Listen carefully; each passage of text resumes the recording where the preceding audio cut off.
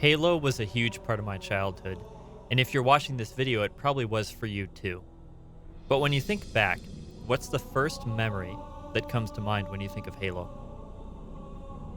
For me, it's being over at my friend's house playing Halo Reach split screen, with about 6 of us spread across 2 Xboxes. And we would play a lot on the cage, since that was one of my favorite maps, and I would usually play on the pink team, and my friends would split between blue and red. Because I loved the feeling of being a lone wolf against these huge teams, jetpacking around the cage and laughing together with my friends in the same room. A lot of people's memories are probably similar to mine. Something to do with playing with friends, or custom games, or forge mode, or something involved with having fun with friends, whether split screen or online. But has any Halo that 343 made provided more of these types of memories?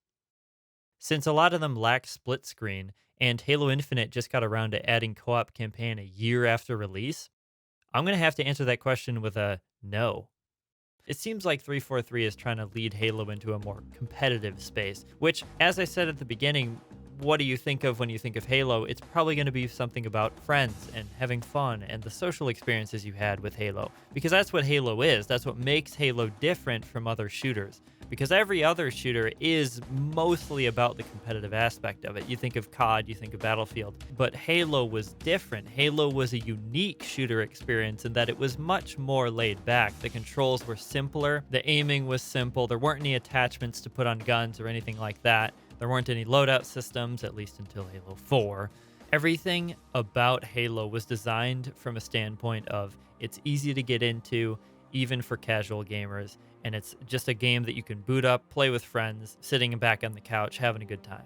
If they're trying to make it like other shooters, they're losing the magic of what made Halo stand out in the first place. This is not going to be a video just shit-talking 343 the entire time. I'm going to try to stay away from that as much as I possibly can. Now, there's going to be parts of this video where I'll probably get heated about certain things that 343 has messed up on Halo, because this is my childhood shooter game that we're talking about. This is what I grew up with. With every complaint I make, I'm going to try to point out a success that 343 has made as well, or at least offer a suggestion of what should have been done instead. If any of the points in this video get taken into consideration by 343, I will be so happy to have contributed to the betterment of Halo and to be able to make Halo the game that it once was. I want people to have the same experiences that I did playing Halo Reach. I want there to be that love for Halo again. And I want people to be brought together through the unique shooter that is Halo. So, 343 has lost its way with the Halo franchise. They have tried with each Halo to innovate and surpass Bungie's Halo, but they have not succeeded. In this video, I'm going to lay out exactly how 343 has gone wrong in each of their games and how the Bungie classics remain the best in the series. Now again, I don't hate 343 like many do. It seems like they're trying to make a good game. 343 did have a lot of crunch time leading up to Halo 4 and 5's release, and they delayed Infinite for more than a year to improve it. Although admittedly, maybe they should have delayed it for another year, since co-op and Forge got added way after release. But regardless, it does seem like the devs for 343 do care about Halo. It just seems like some of maybe the corporate decisions at the top have led to them not having enough time or resources to complete the tasks. And a big part of this is due to the fact that over 50% of 343's employees are contractors, which for Microsoft means they can't stay at the company for more than 18 months. That's an insane way to run a game development studio. It means nobody can learn from any past mistakes, which really makes all of 343's missteps throughout the years start to make sense. And it also makes sense as to why each Halo has felt like a completely different game. It seems like Halo 4 is completely different from Halo 5, is completely different from Halo Infinite, but they don't really build on each other. They're just separate. Probably because each of the teams working on those games were comprised of completely different employees each time. But however much 343 cares about Halo, it does seem like Bungie cared about it more. Though it's difficult to tell, since Bungie's behind-the-scenes videos are very honest and raw, and 343's behind-the-scenes seem like shallow marketing ploys where employees look like they've practiced their scripted lines for days in advance. Regardless, I'm sure this comes down to Microsoft's management of 343, which is really no surprise that it has ruined it, because everything Microsoft takes over tends to die. All that said, From what I can tell as an outsider, 343's devs still want to make a good Halo game, not only to satisfy their corporate overlords, but also to make a fun experience for the players. However, even with good intentions, 343 has never fully realized this goal.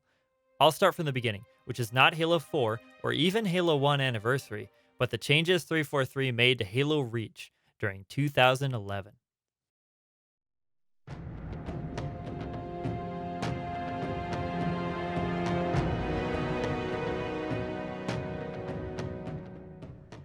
As a high school kid, I spent countless hours playing Halo Reach almost every day after school, and many of my buddies played it too. I remember queuing up for infection matches more than anything else, and making the mad dash to reach the upper ledge on Sword Base before the zombies could get there.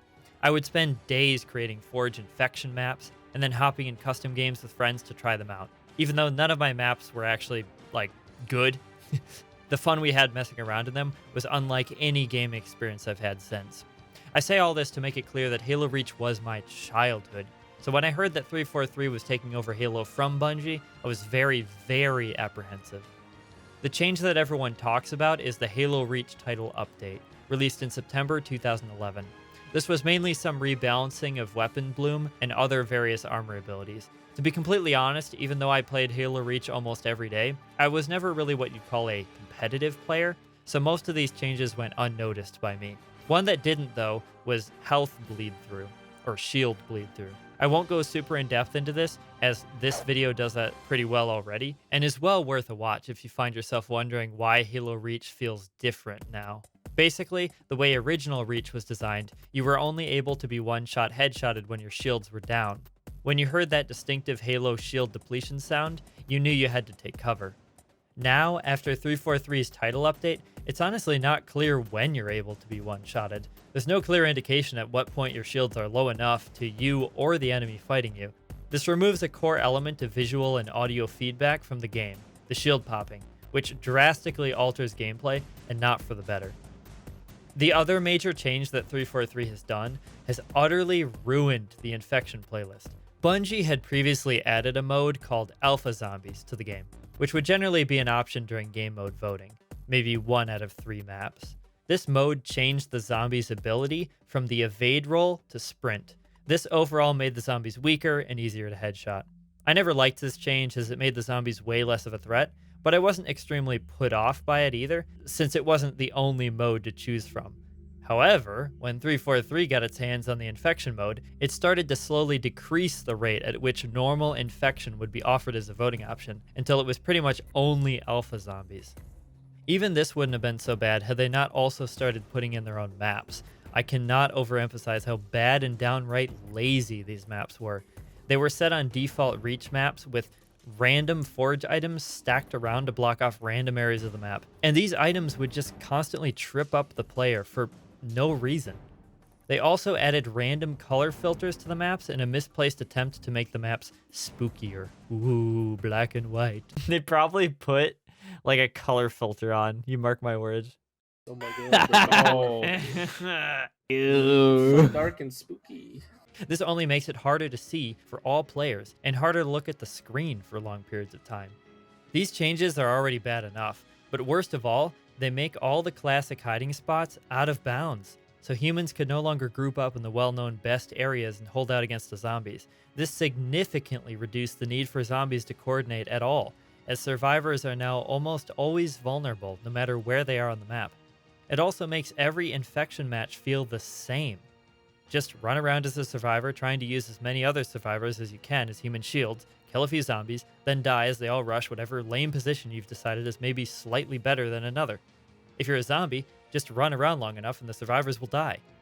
I still remember the old infection matches, when survivors would find a new overpowered place to hide out and last for a good chunk of time against the zombie horde, until the zombies either learned a new way into the area the survivors were holed up in, or coordinated enough to rush in at the same time and overwhelm them. Even then, a survivor or two could get away from the bloodbath and continue the fight elsewhere. When you survived all 4 minutes of a round, you felt accomplished, and generally had a large streak of zombie kills under your belt.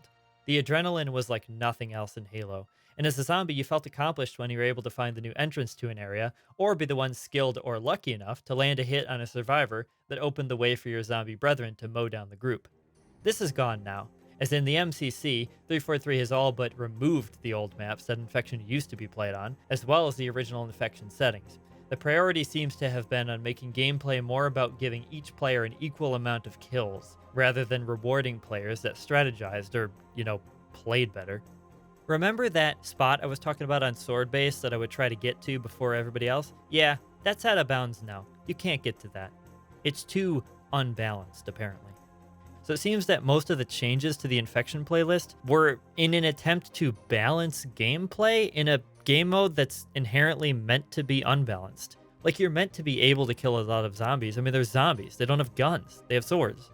So it's weird that 343 would even attempt to balance this. So I don't know what the end goal was there to try to make it a competitive experience, but Infection just inherently, if you're a zombie, that sucks, man. Like, you're a zombie this round. You'll be a survivor next round. Like, it's fine.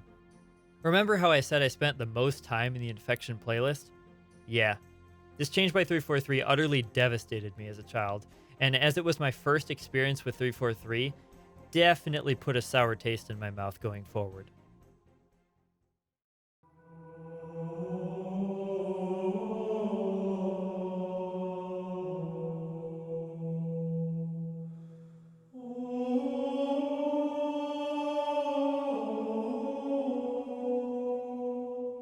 The next game 343 made was Halo 1 Anniversary, an update of the graphics and sound for Halo 1 Combat Evolved. I was impressed that they managed to update the graphics for this game while using the original source code. Apparently this was done by running the game on two separate engines simultaneously, one for the gameplay and one for the graphics.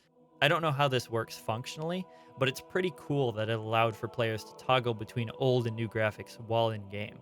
However, the new graphics and trying to make things look more like Halo Reach for some reason lose a lot of what made Halo 1 good. This version of Captain Keyes looks more like a kid fresh out of the academy than the grizzled old ship captain that he's meant to be.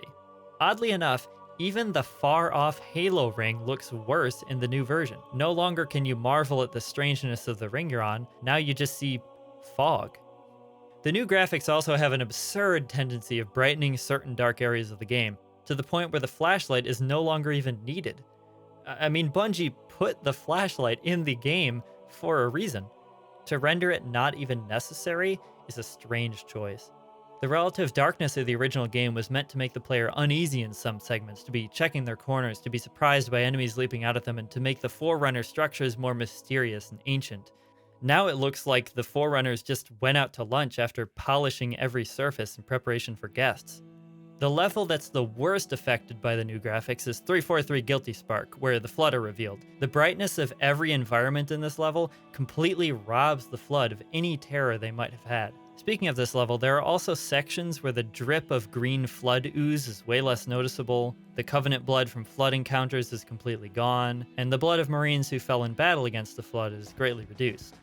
All of this takes away from the fantastic foreshadowing that the original level had, leading up to the Flood reveal. The new graphics in general tend to diminish the atmosphere of mystery that the original game was known for, in favor of making it look more shiny. The audio has more punch, I guess, if that's what you want, but since the music had to be remastered as well, meaning that it's no longer the original score, it's just not worth it. Now, with the release of Halo 1 Anniversary, 343 also added a few maps to Halo Reach. They're remasters of Halo 1 maps, but the thing people forget is Halo 1 maps sucked. They're even worse with Halo Reach gameplay. In my opinion, Halo 2 is where Bungie got really good at map design, but that's just my opinion. Let's move on.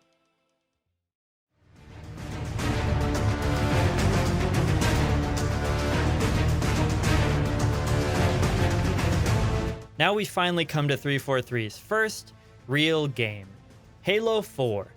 Now I gotta say, I love the story between Cortana and Chief in this one. I think making Chief talk more in this game is a great change for the story they wanted to tell.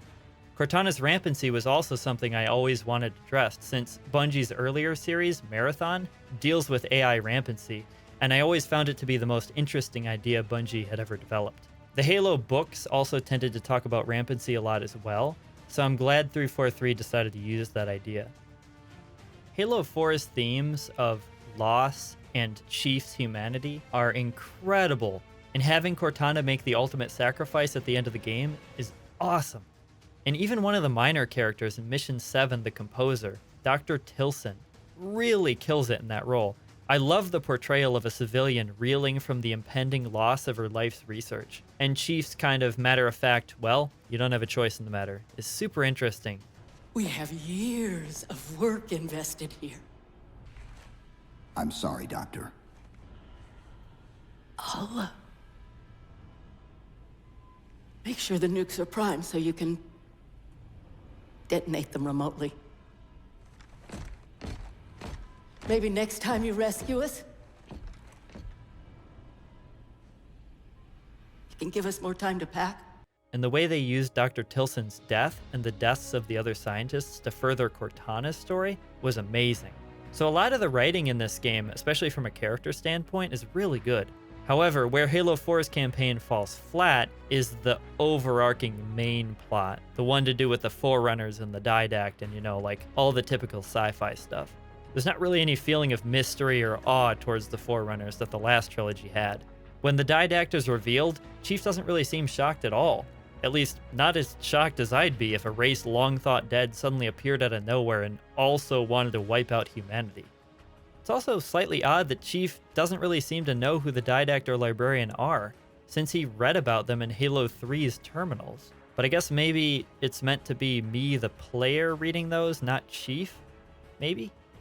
This game also tries to introduce a swath of new, uninteresting characters like Palmer, the Spartan 4s, Roland, Del Rio, Lasky. I will say I like Lasky, but other than the 2 scenes where he talks to the Chief alone, he doesn't really serve any purpose to the story, and he's sort of just a normal guy for Chief to play off of. Though I would have preferred him to what's-his-name from Halo Infinite, but I'll get to that later. It's very obvious that 343 was trying to introduce its own cast of characters to replace the ones that died off in Halo 3. Miranda Keyes, Sergeant Johnson, 343 Guilty Spark. But honestly, Bungie's characters always felt like they belonged in the story, like they served some particular purpose to the narrative.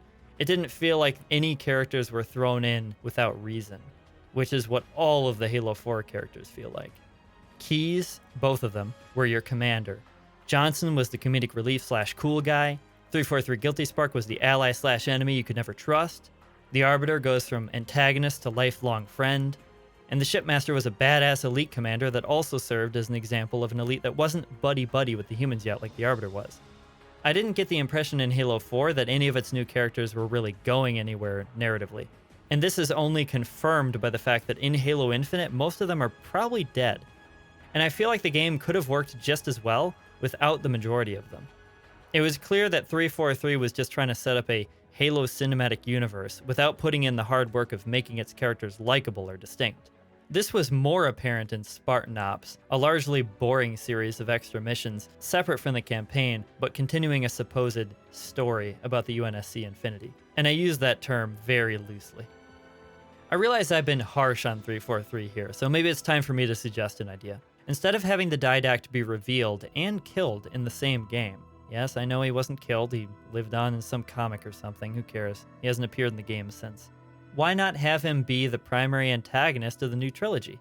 That would have saved 343 having to fabricate antagonists out of thin air, like in Halo 5 and Halo Infinite, but again, I'll get to that. The Didact could have been revealed slowly, with more care taken to preserving the mysteriousness of the Forerunners, instead of resorting to a more generic, action-packed story. Halos 1 through 3 were always more slow, thoughtful games, ramping up the action with each successive title, but never losing that air of wonder and mysteriousness that the Halo ring presented.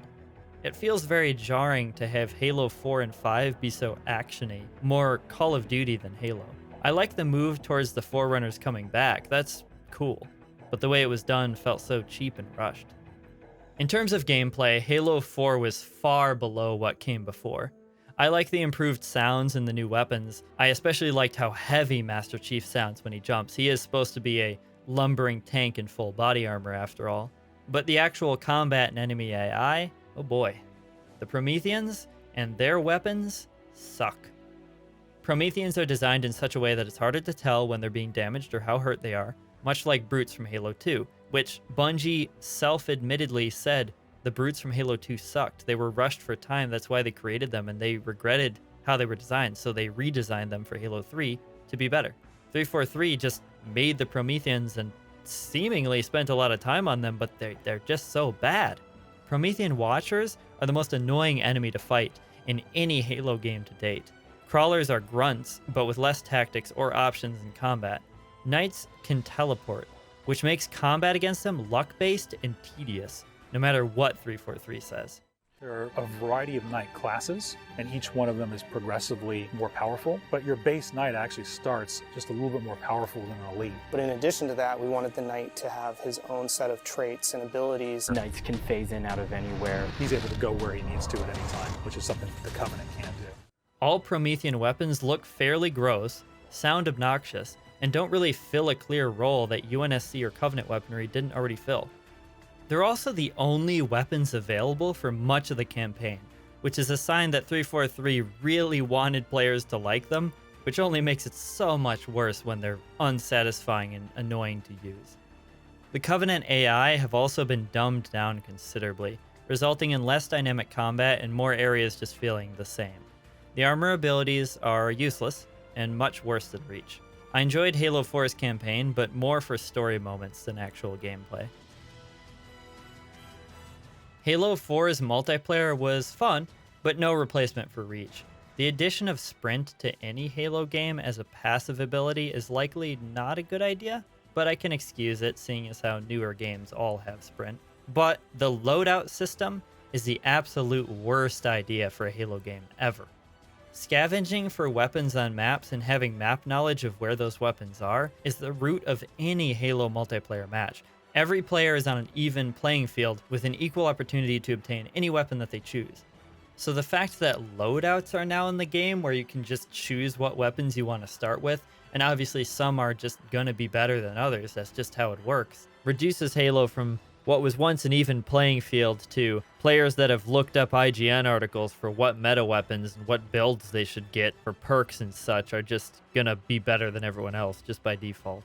And the fact that Halo 4 would clear any dropped weapon off the battlefield within what felt like 5 seconds only added to this problem, as that removed much of the reward for killing an enemy with a power weapon. By the time you got back to where they died, the weapon was gone. Also, the call-in system for weapons was insane, and often reduced matches to RNG. I'm already getting kind of heated talking about Halo 4's normal multiplayer modes, so instead of talking in depth about Infection, I'm just gonna say, it was bad. Let's move on.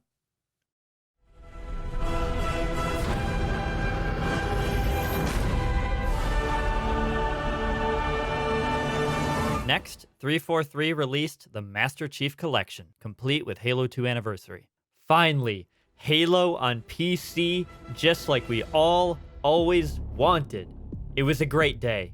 However, there were still issues. Let's start with Halo 2's campaign. Campaign was plagued with the same brightness issue as Halo 1 Anniversary, and again, flood encounters were largely ruined as a result. When I played Halo 2 Anniversary on co-op on PC, it was plagued with terrible crashing issues, particularly when my co-op partner would switch graphics mid-cutscene. Speaking of the cutscenes, they're gorgeous, obviously. Everybody likes these. However, I'm here to say that they're not flawless, as there are some camera angles and lighting that could have been closer to the original game.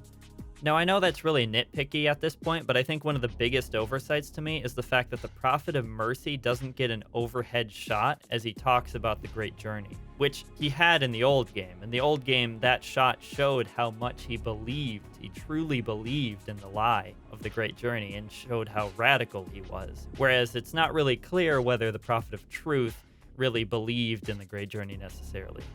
I think that characterization of Mercy is a little bit more lost in the new one because of that shot being missing. Then there's the fact that the Arbiter's intro scene where he gets tortured doesn't show the Prophet's ship in the background anymore, which tied it in nicely to the end of the game when you see that again. It is nice that Miranda Keyes doesn't dual-wield SMGs anymore, though. That was always a little ridiculous. But even without the cutscenes, Halo 2 Anniversary is still pretty good, but not as good as the original. Now, the Master Chief Collection as a whole is very cool, and I've played many hours of it on PC. The obvious problems were its shaky launch, its server issues that continue to this day, and the fact that the co-op campaigns can be very unstable, much more so than the Xbox 360 ones ever were. Whoa! Also, all the problems that 343 introduced to Reach have remained. Classic Halo Reach infection truly is gone forever. I love having Halo on PC. I absolutely love it, and I'll always appreciate 343 for that, but I do wish it was a hell of a lot more stable. And the menus, particularly for selecting custom game maps, are atrocious. Try scrolling through 100 or so maps sometime. Why would it not be a drop-down list? Why would you use tiles? The worst UI invention ever made. It can only show like 4 maps on screen at a time, and you have to scroll through all of them, and it doesn't even work sometimes, and it just goes back. I mean, this isn't a unique problem to Halo. It's a problem with tiles in anything. I hate tiles. Why do they exist? I mean, it seems like Microsoft loves them, so we'll probably have to deal with them as consumers forever, but man, I miss the days where drop-down lists were the main thing, and I don't think we'll ever go back to that, sadly. Is what he said until one day, far in the future, when Forgetful logged on to Halo. Oh, there's a game browser for customs now? I forgot about that. Oh, for real? That's so nice, actually. And it has a drop-down menu. What? Intern Sorry. knows what they're doing. Sorry. Did they fix the menus for custom browsing? Yes! Yes!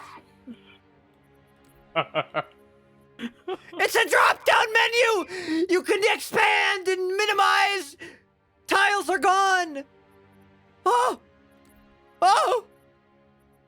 As my overly excited past self made clear, I'm very happy about this change, 343. Thank you for adding drop-down menus into custom game creation lobbies. However, the original ones still exist, the tile ones, so you kind of have to go into a different menu to get to the drop-down list, but having it is great regardless. Thank you for taking the first step towards destroying tiles. Let's continue.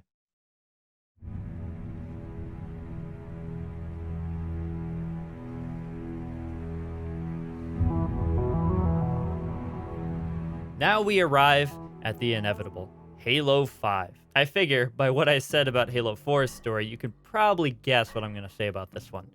If Halo 4 introduced some useless characters, Halo 5 was a full-on useless character parade.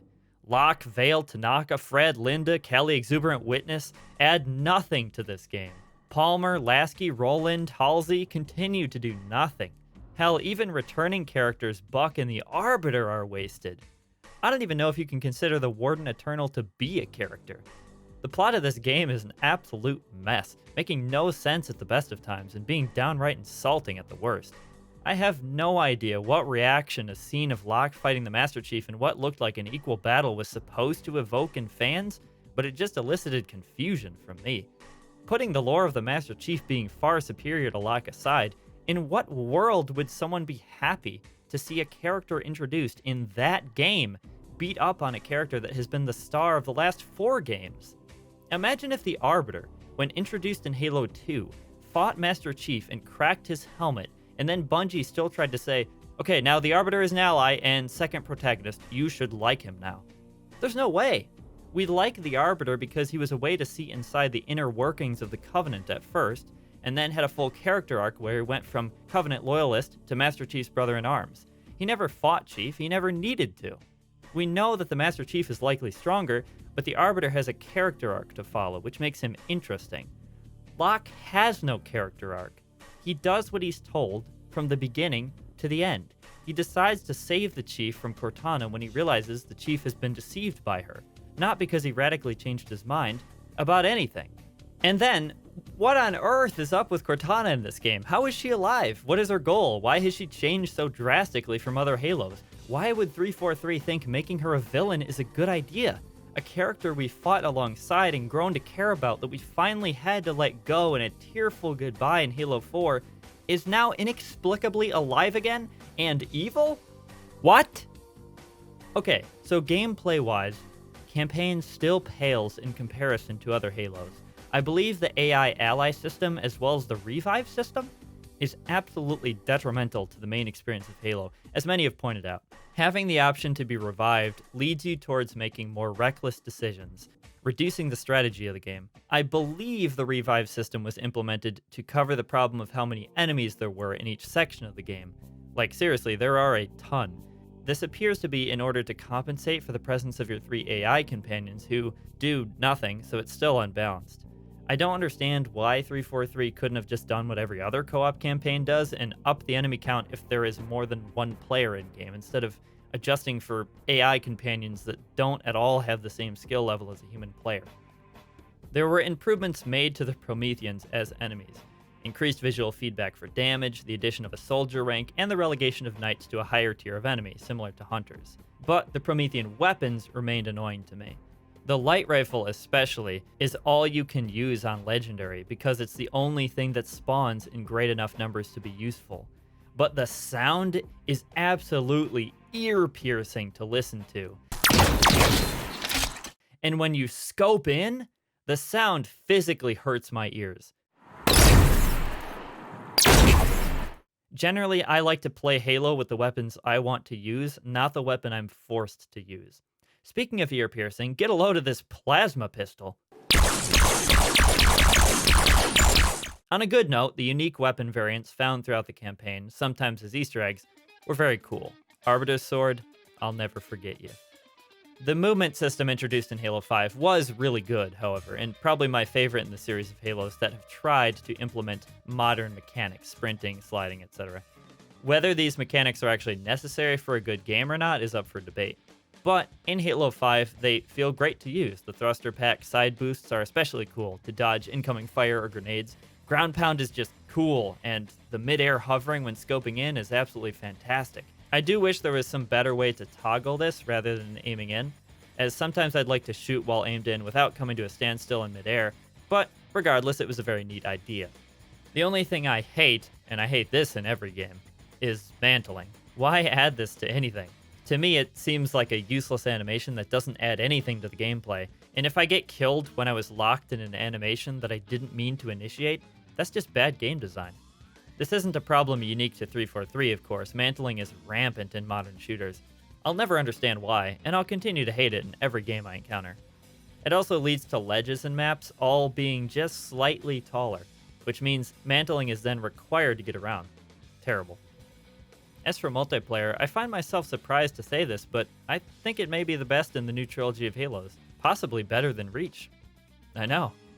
But the movement feels good, and gone are the loadouts from Halo 4, gone are the weapon call-ins, and it just feels like a true iteration of Halo's combat. The maps are forgettable, but the gunplay is good. I honestly didn't get a chance to play this as much as I would have liked, as I was already moving from console to PC during that time, so playing on console felt like a chore. I would feel remiss if I didn't also mention Warzone. No, not that Warzone. Halo 5's other multiplayer mode, complete with enemy AIs and large-scale battles. This is the mode that had Halo 5's terrible attempt at stealing money from players. It was called the Rec Pack system. It was another version of Halo 4's weapon call-in system, but less RNG in-game and more out-of-game. Still atrocious, obviously.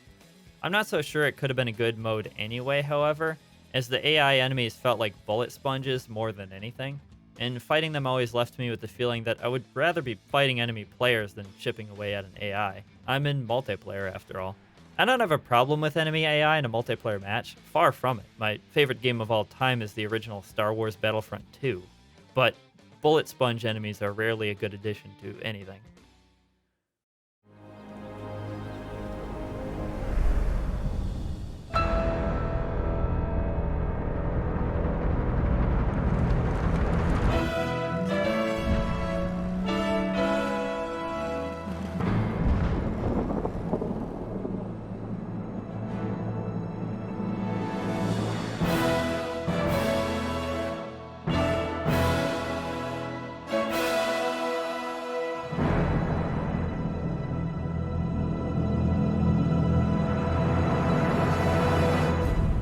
We have come at last to Halo Infinite. Everybody was hyped for this game. Everybody thought by the trailers that it would be a return to form. It would be a return to classic Halo. And it is, in some ways. But in other ways, it's still very 343.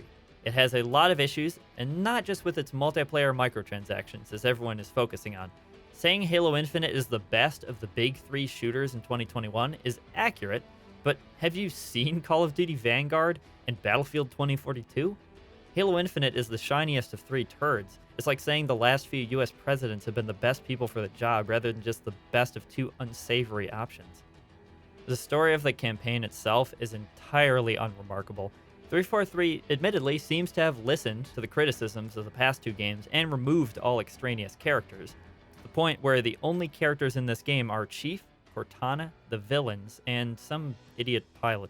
I don't even remember this guy's name, and I don't even care enough to look it up.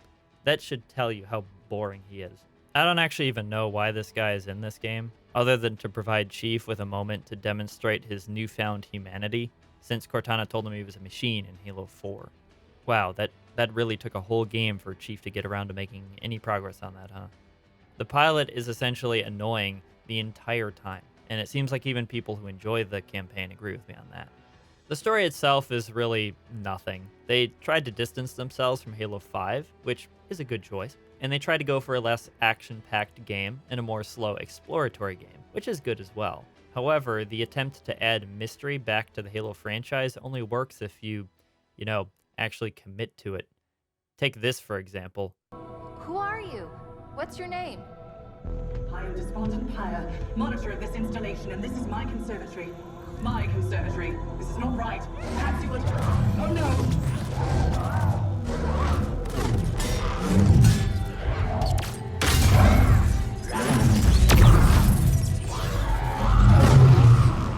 And this happens multiple times throughout the story. You're introduced to the Banished, they immediately explain who they are. You're introduced to another monitor type thing, he's immediately evil.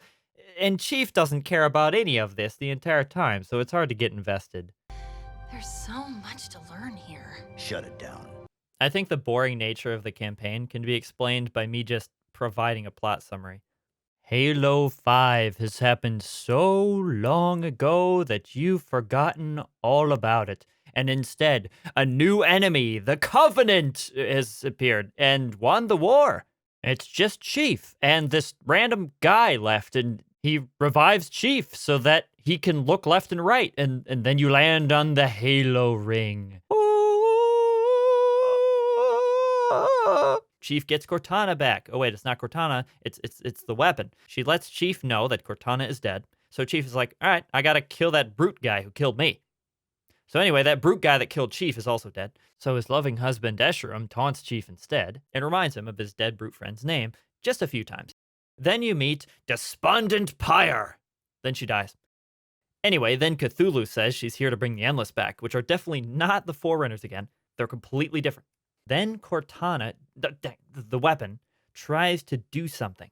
And Chief tries to delete her because he's afraid she knows the plot to Halo 5 and will also turn inexplicably evil like Cortana, and the weapon gets angry.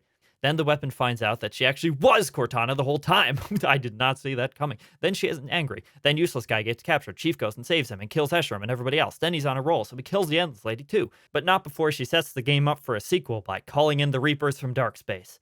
It also turns out that Cortana was not evil the entire time. Wow. Then it turns out that the brute that died earlier from lung cancer is actually not dead, and he's working with 343 to make Halo Infinite 2. At no point in this incoherent story is there any trace of mystery, wonder, or awe. This is Halo Light, people, without any of the meat of Bungie's Halos.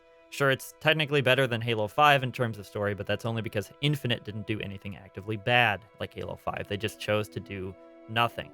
Having the revelation that evil Cortana from Halo 5 actually turned good in her last moments didn't evoke any emotion from me. It just made me hate Halo 5's Cortana that much more. I think I'm going to stick with remembering Halo 1 through 4's Cortana, thank you very much. Since Halo Infinite essentially retcons Halo 5 Cortana anyway, and kills her again, there's really no real point to any of it. In terms of gameplay, it's back to more basic Halo gunplay, so I enjoyed it. The AIs for Halo Infinite are better than 5 for sure, so it's more enjoyable to play. but often with the way the map is designed, you can snipe the enemies from so far away that they don't even get a chance to fire back, because you can use the grapple hook to get anywhere. I will say the grapple hook is a good addition to Halo, but like anything else good that 343 comes up with, they tend to fall in love with it to the point where it becomes too much and the only viable tool to use for the entire campaign. They did the same thing with the light rifle before. As many have mentioned, the other armor abilities feel useless in campaign in comparison to the almighty grapple hook. The weapons are a mixed bag, but the awful Promethean weapons are nowhere to be seen. 343 must have realized that nobody liked them. Forerunner weapons have been introduced instead, and most of them aren't really that interesting or fun to use either. I do like the Mangler because of its powerful melee. In fact, the melee is so powerful that it's been banned in some competitive matches. And I like the Skewer because harpoon guns are always cool. I also really like how powerful the Sentinel beam feels now. I like all the UNSC weapons, but they're not really new. I think the Commando is weak compared to the DMR. From what I've heard, apparently the DMR is coming back in a future update to Halo Infinite, so they must have realized that people missed it and don't really like the Commando. But all the weapon sounds are pretty good, and sound design in general is really good. Though I do still miss the way that the energy sword used to sound. But that's just one man's opinion.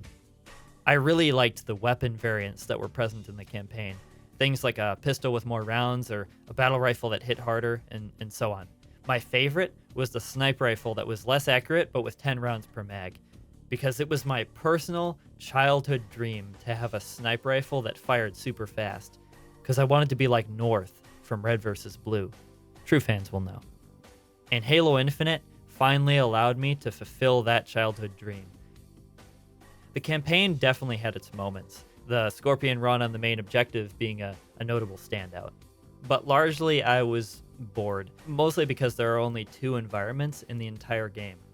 Keep in mind, this game has a rather lengthy runtime in comparison to most Halos, with it being an open world game. 19 hours if you want to find all the collectibles, which I did. 19 hours makes it the longest Halo campaign to date, finally unseating Halo 2.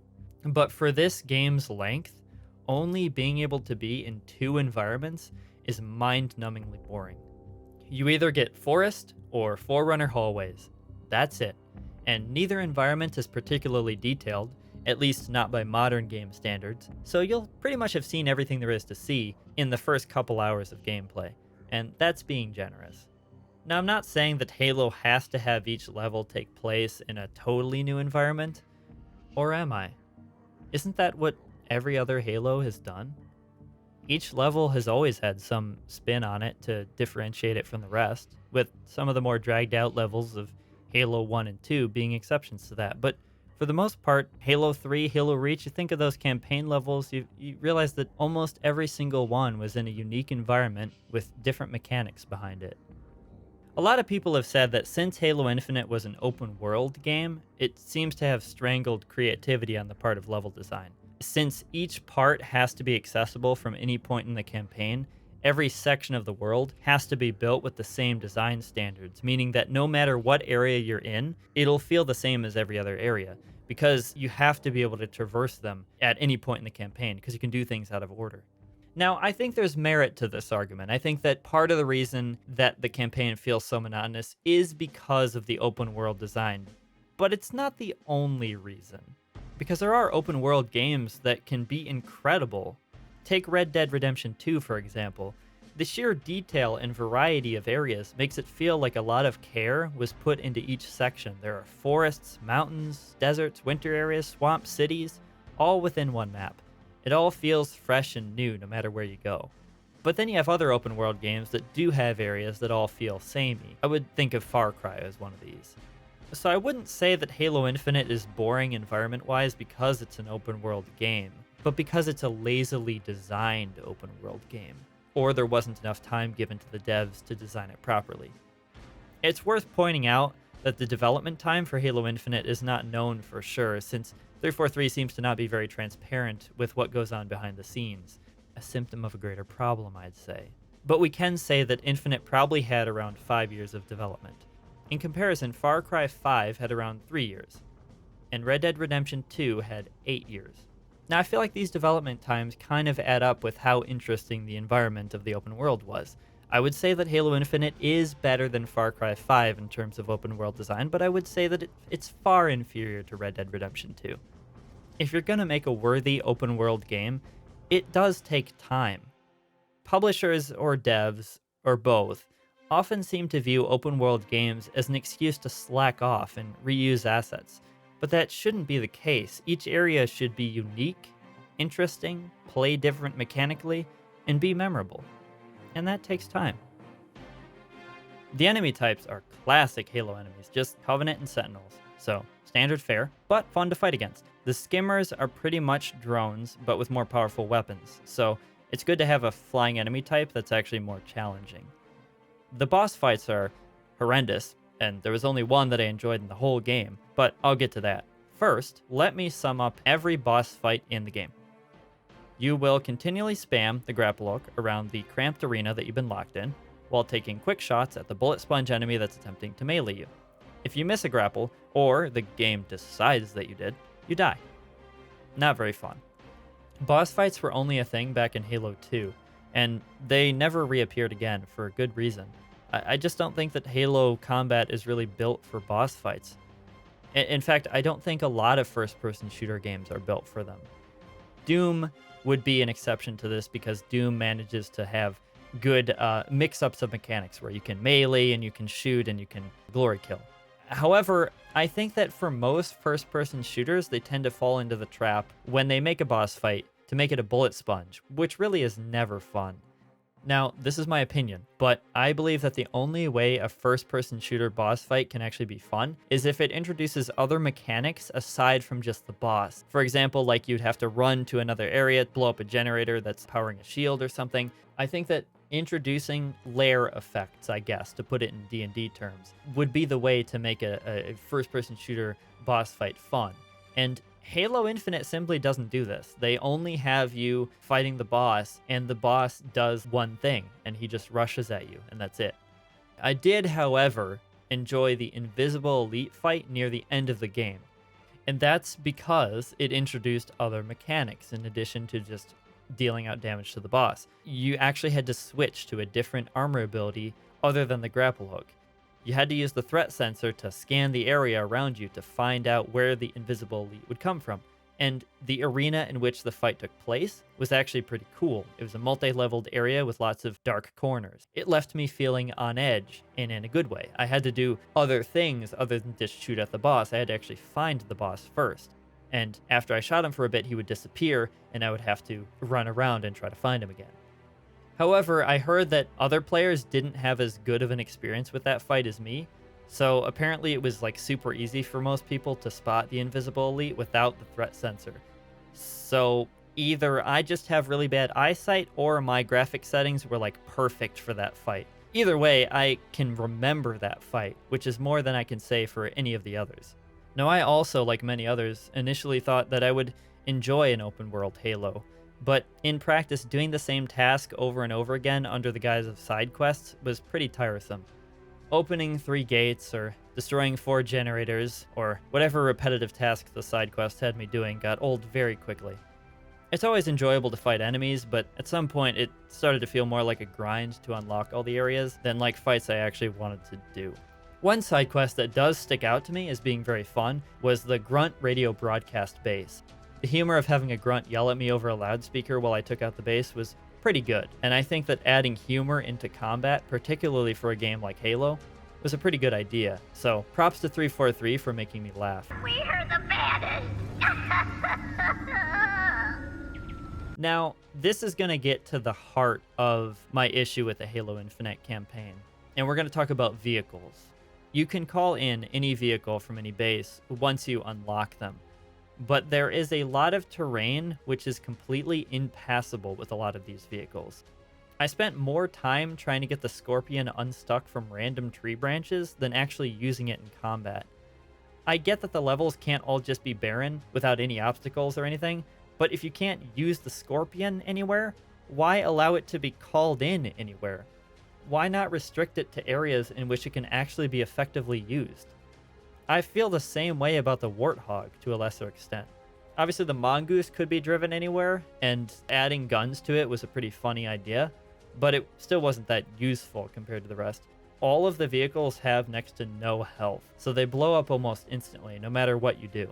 Maybe that's to encourage you to use a variety of weapons rather than just calling in a vehicle every time. But again, then why allow them to be called in anytime in the first place?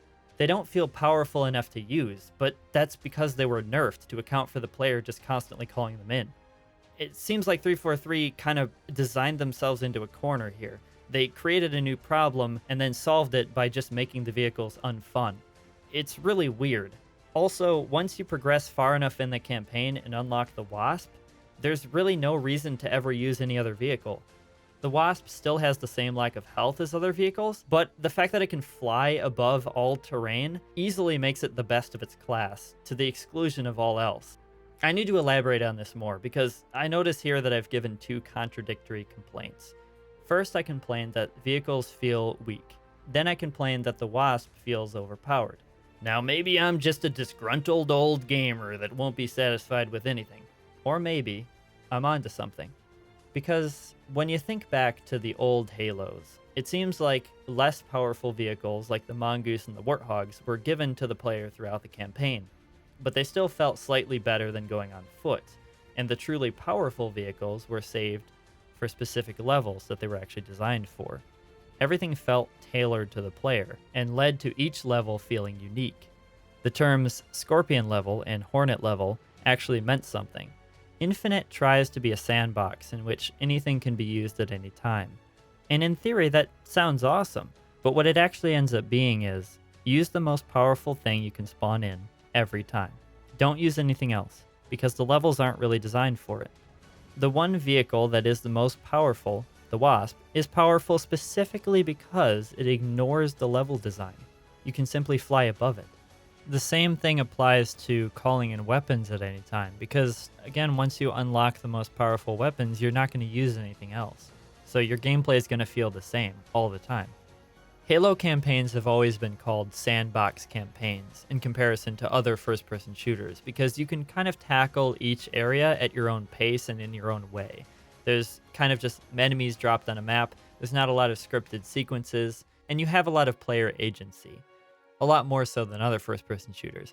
But Halo Infinite has gone so far into sandbox territory that it ceased to be fun. They've actually gone so far into it that they allow you to pick any weapon or any vehicle that you want at any time. And this hurts it because it means that with more choice, you will only pick the most effective option, which means that you will always play the same way every time. So in a way, by giving the player more choice, you've given them less choice. And you've gone full circle into having each player that plays the campaign experience it in exactly the same way, because everybody's going to do the same thing. They're going to do the thing that's the most effective. So even though there's no scripted sequences that force the player to do the same thing, they still will do the same thing. This is a really weird concept, but it seems like that's pretty much what's happened. Now, with an open world game, there's potential to give the player unique experiences in another way, and that's by having unique areas that aren't objective markers or main missions or anything like that the player stumbles upon.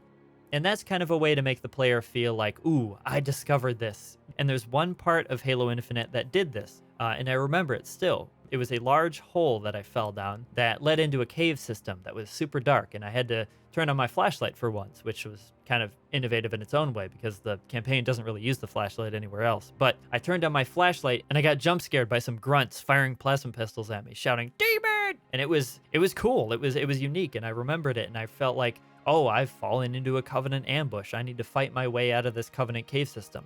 And it wasn't an objective. There was no loot there. There was no reason for me to be there at all, but it was different, and it left me with a memory that I still recall. Now, the main reason this was cool is because it wasn't just the same grassy field that I'd been traversing for hours. This goes to show that if a little attention to level design is put in, even something as simple as a cave system with a few Covenant, the player will remember it because it's different. And that's a way for open world games, even sandbox games, to give you unique experiences. But this wasn't really done that much. That's really the only example I can think of where something like that happened. I will say the ability to get Marine allies to follow you from bases was pretty cool. I wish they were more useful, but I mean, that's Halo Marines for you, so it's fine. Beating bosses to get weapon variants was really neat, and like I've said, I enjoyed the weapon variants a lot. Overall, the campaign of Infinite leaves me with some good moments, but way more mind-numbing and forgettable ones. I played the campaign for about 20 hours, and I did everything there was to do. The moment-to-moment gameplay was a lot more fun than Halo 4 or 5, but it still didn't come anywhere close to the old Halos. The uniqueness runs out after the first few hours, and you're left just grinding to unlock all the gray areas of the map. Every so often, something uniquely Halo will happen, like a grunt sticking your ghost with a grenade or a thrilling Banshee dogfight, but most of the gameplay is a monotonous slog, with the story that's barely there and barely coherent. Now, on to multiplayer. Halo Infinite's multiplayer has been dragged through the mud by everybody in the Halo community, so there's not really much for me to add to the conversation. The main issue is lack of content. 343 is slowly adding modes, but it's taking way too long. I enjoyed my first several Halo Infinite matches, but after I realized that this was all there is, I lost interest. Infinite matches are fun, but like the campaign, there's not much variety.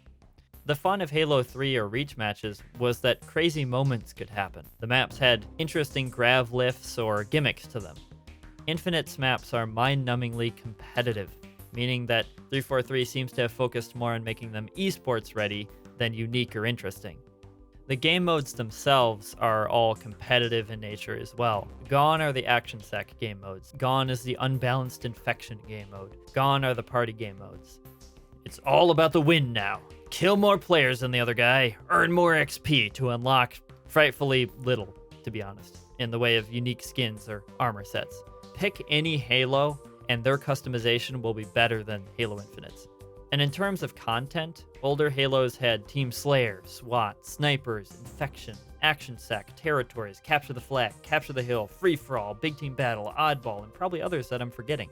Halo Infinite launched with 4 playlists. But even giving them time to add more, Infinite now only has Team Slayer, Free-for-all, Big Team Battle, Capture the Flag, Oddball, Capture the Hill, Territories, and Stockpile, the only new mode on this list. They've had a limited run of Tactical Slayer, SWAT, and Fiesta, which every Halo has had as well.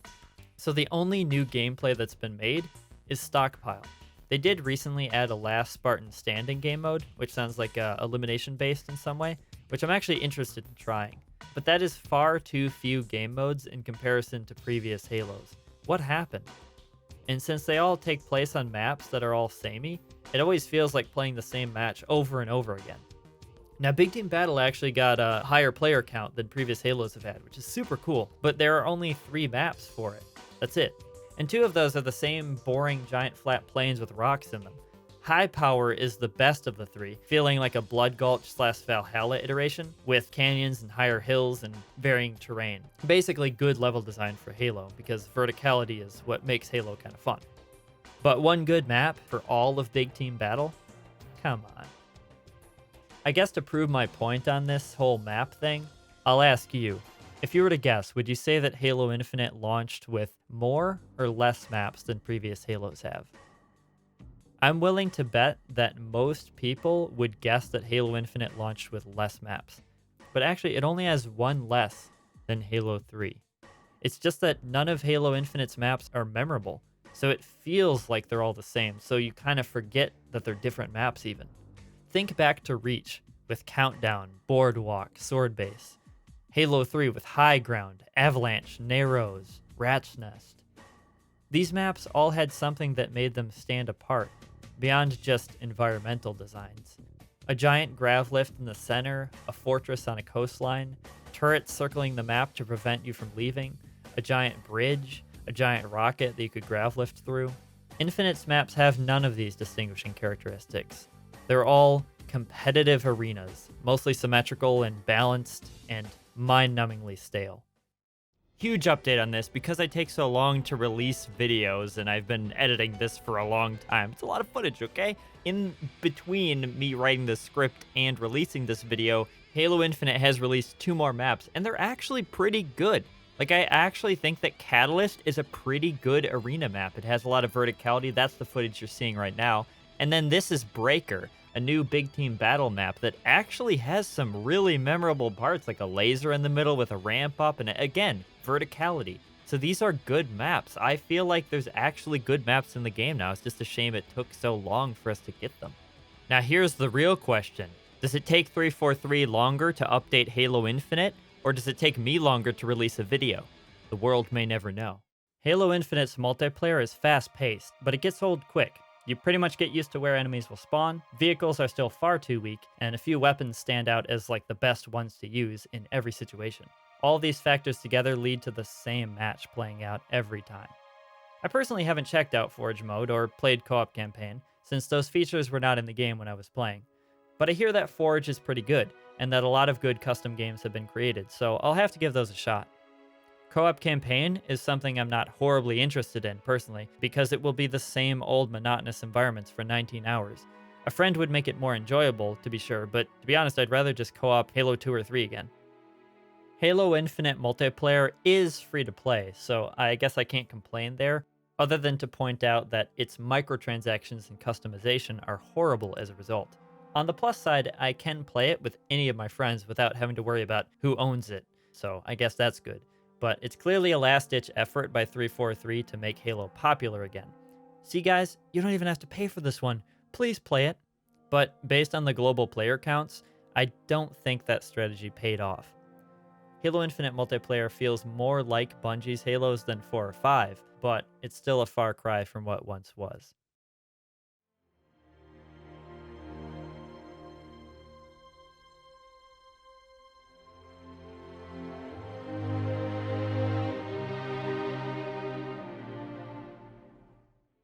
And that brings us through every game 343 has ever made. The Halo franchise has slowly dwindled down to the point it is today because of 343's design decisions. I can't confidently say why 343 couldn't achieve what Bungie did with Halo, but I know part of it has to be corporate policy. The lack of a consistent team to work on projects for years at a time has to be difficult for the developers. But even back when 343 was just making changes to Halo Reach, it wasn't good. It seems that 343 has consistently been focused on making a balanced, competitive experience, where the original intent of Halo multiplayer was to be a party game with FPS elements. Take it from this Bungie employee. I wanted to make a party game with shooter mechanics. I wanted to make a game that Nintendo could ship, but it was using shooter mechanics. I really wanted it to be as simple as possible. I wanted it to be as accessible as possible. And I wanted it to be as fun and balanced as possible. I'm not sure why 343 made the decision to shift the focus of multiplayer, since being an easy-to-play party game was what made Halo unique among shooters. But I can say that the glory days of Halo truly were when Bungie was at the helm. And maybe a lot of that has to do with the culture of gaming at that time, but I don't think so. I think that no matter the era, good games will resonate with fans, and they will create meaningful experiences. I also don't want to fully blame the devs for this, and it's not like they haven't made good changes to Halo. Even though I prefer no sprint in my Halos, even I could admit that the old Halos feel slow now, since every game has speedier movement. It's just that with every good change 343 makes, they seem to make 3 bad changes. I promised I wouldn't be overly harsh on 343 in this video, but it's really hard not to be, as a childhood fan who has seen his beloved franchise altered beyond recognition. And I don't know what's going on with the writing team at 343, but I haven't enjoyed any of the Halo stories since Reach. As I said, I did enjoy the Cortana-in-Chief part of Halo 4, but the majority of that game was pretty bad still. I miss the stories of Bungie's Halos. I miss looking up to the heroes of Chief and Cortana without worrying about whether they were evil. I miss the Arbiter and his complex arc that, in the end, still had you rooting for him. Instead of him, we get some no-name pilot that just kinda exists to be useless, and to give Chief somebody to talk to. I could probably go off about the writing of the games forever, and as you can tell, I already dedicated a lot of time in this video to the plotline rather than the gameplay, because it means a lot to me, but I digress. Simply put, the newer games have not resonated with me, and I don't think they've resonated with other fans either. I think fans miss the plots of the old ones. But all that aside, it's not as if the old Halos don't exist still. 343 did give us MCC, and even with all its problems, it's still a lot of fun to just play the old Halos again. They're not gone, we can still play them. Even if the Halo franchise is considered by many to be ruined, I wouldn't say that. I would say that the new games aren't as good as the old, but that doesn't make the old games worse in any way. They're still the same games we grew up with, and the memories we had as kids aren't diminished as a result of the new games. Hold on to the good memories, make new ones with your Halo buddies, and keep playing the Halo that you want to. It's easy to become cynical and say the franchise is over, but it's not. It's still within the kid in all of us, and that's easily proven. Hop into a Halo MCC match right now with your friends, and you'll see that I'm right. Because after all, Halo never really dies. It just goes MIA. Here comes Marcus! Here comes Marcus!